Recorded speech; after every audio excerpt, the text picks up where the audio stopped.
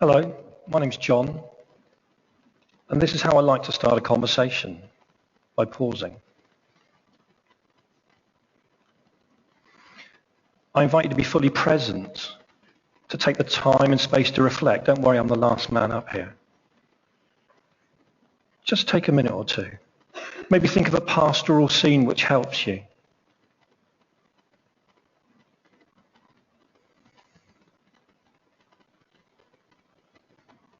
Maybe think of a childhood scene. I don't know, perhaps time at the beach.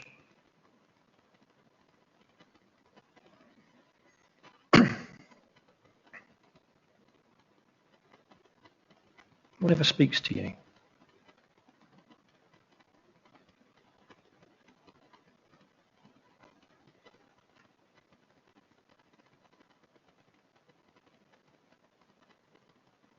Maybe like me, it's the high mountains. It's the sense of adventure and escape. I just want you to take some time and reflect for a second. Just be in that moment or in that memory.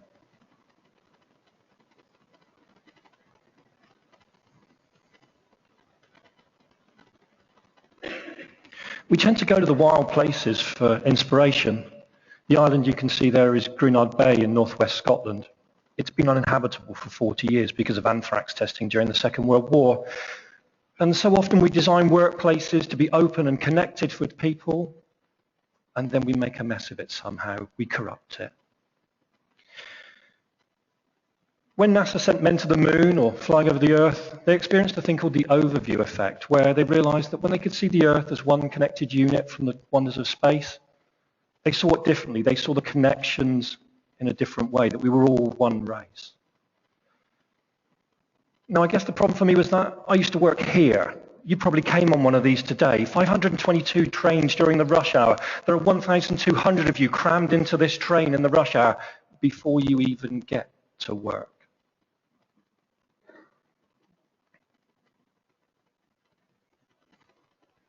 And they tell me that, it's a volatile, uncertain, complex, ambiguous world. You've heard that. It's always been complex. That's from 150 years ago. Lots and lots of levers.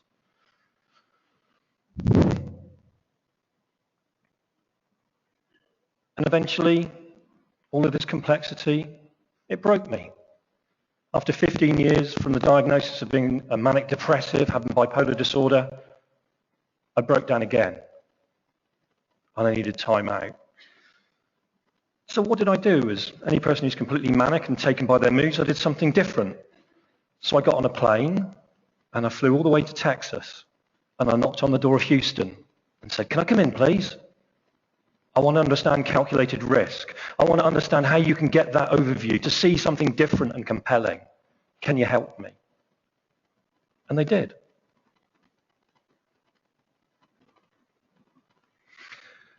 And when I returned, I started to see the structures and the connections, even the minor little irritations, the bits of gravel you can see at the right-hand side, just the little niggles that are there.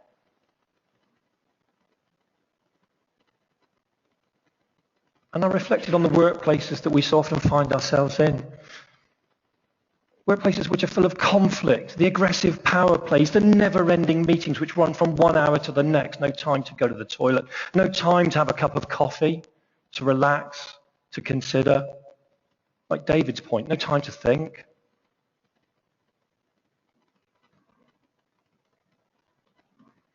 But you know what? I also saw something else. The intricate web of support, of peers, of friends in organizations. I'm only here by the joy of Twitter. That's how I came to know about and be invited to this event. And suddenly I could start to talk openly about my own mental health, my own emotional health. And what a revelation that was. So am I saying to you, we must bare our souls, we must tear ourselves apart? I know you wanted to employ workers, but the human beings arrived, didn't they? Sorry about that. No, I'm just saying we should talk a little bit more about our emotional and mental health. Start a conversation with someone.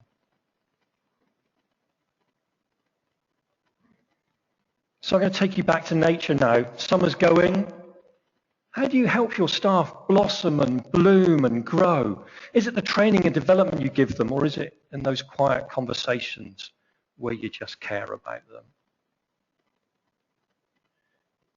In many of your organisations, you're putting people through massive amounts of change, and it probably feels like it's every year, like autumn, doesn't it? Here we go, back on our heads again. It's another one. We're heading towards winter now, aren't we? And I think to myself, so often we get bogged in, we get snowed in, everything sits on top of us, we almost can't move forward, we can't get to where we want to go. Suddenly the map has gone beneath that coverlet of white. It feels like that in offices sometimes, doesn't it? And I guess my final seasonal reflection would be the idea of spring, and perhaps people reborn, coming back from having been off, phased returns. How do you talk to them then? How do you nurture these tiny, small flowers to grow and become big and strong again? Have a think about that.